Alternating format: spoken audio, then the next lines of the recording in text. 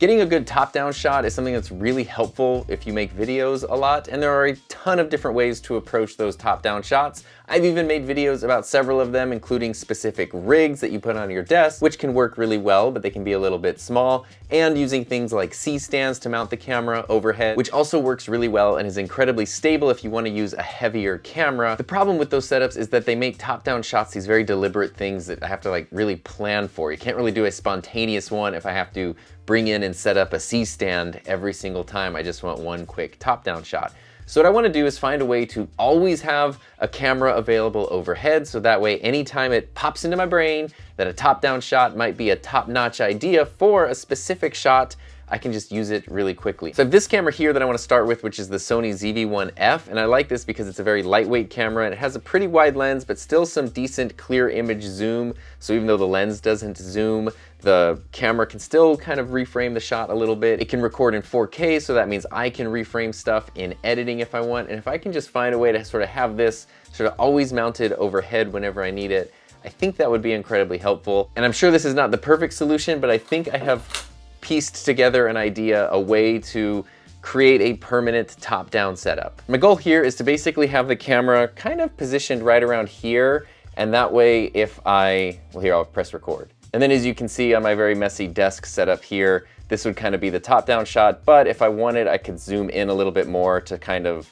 not show anything around the desk, or I could go really wide and see more if I was like unboxing something really big. And so to basically have this camera here where it's not going to be in the way, I'm gonna use this impact pivot arm, which is a lot like a Manfrotto Magic arm, just a little bit cheaper. These are really great because you can loosen them and then they can move around a lot, but once you tighten them down, they're incredibly sturdy. So you could mount pretty heavy duty cameras on these, but I'm not gonna do that in this case. One end of this arm has a 3/8 mount and the other has a 1/4-20 mount. So I have this little part here which has a 1/4-20 coming out to one side, and then it can mount on, you know, a light mount like this. And what I wanna do is put this in the 1/4-20 slot, screw that in all the way.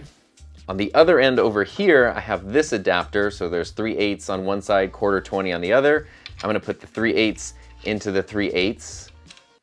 That makes sense. And then I've got the ball head from my old school Joby GorillaPod that I'm gonna put a 3/8 to 1/4-20 mount. I actually need 3/8 to 3/8, but I don't have that adapter. So I'm gonna use this little adapter to make this 1/4-20, and then this goes on here. And now this is my basic, at least what I'm thinking will be my basic overhead setup. Position this how I want it. It has quite a lot of versatility, and then I have the ball mount to even add more versatility. And the way that I'm planning to attach it to the ceiling is just using this baby plate right here. These are great. You can basically screw this into a wall or a ceiling, and then this part that I added here will attach right there, tighten down securely, and then I've got my overhead mount. And then I usually also run a safety cable, kind of like I've done with my light up here, just to make sure if something fell, it doesn't just, you know, kill me. And so what I've done up here is I've used the stud finder, it works, to find that there is a stud going through the ceiling right about here. Now, unfortunately, this baby plate is wider than the stud. Maybe I needed a more baby plate.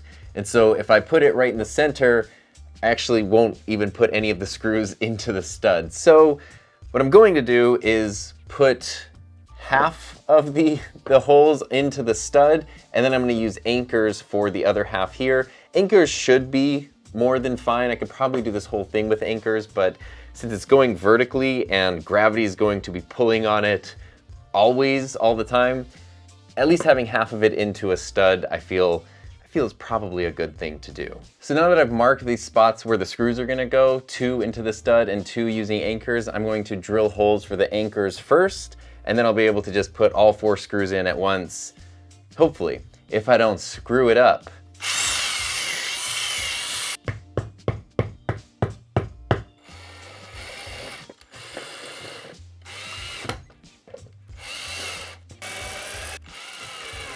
I decided there's probably no harm in adding 2 extra screws on the side that go into the stud just for extra security. That feels very sturdy. And then the last thing I want to do is this little eye bolt right here. Put the eye bolt into the stud as well. So this whole rig really it's basically I just put a baby plate on the ceiling and then I can change this out whenever I want. But the general idea is I can pop this right here. And here is my top-down shot. It's pretty top-notch. The camera's just right here. I can put stuff here. Got basically everything I could ever want. This is the cropped in shot. If I zoom out to the full frame, this is as wide as the camera goes.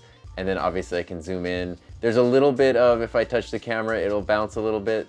So I gotta wait for that, but that's really not a problem. Otherwise, it's nice and sturdy. I do think this rig is strong enough to support even a heavier camera, like maybe even this Sony a7 IV right here. But I don't know if I'm gonna be brave enough to try it. The ZV-1F is more than fine, and then I can just take it off with a quick release when I'm not using it. And like I said at the beginning, this is just my initial idea for a rig like this that's always there and doesn't need another stand. I'm certain there are ways that I can improve this, and maybe you even know. Maybe you have a better idea and you've just been yelling at the screen the whole time like, Tom, do it this way, it's so much better.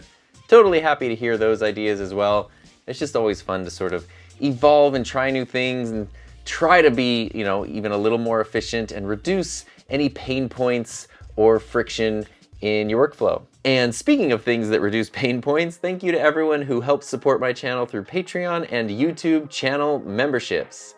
I'm just incredibly grateful that you go out of your way to support the stuff that I do. So thank you.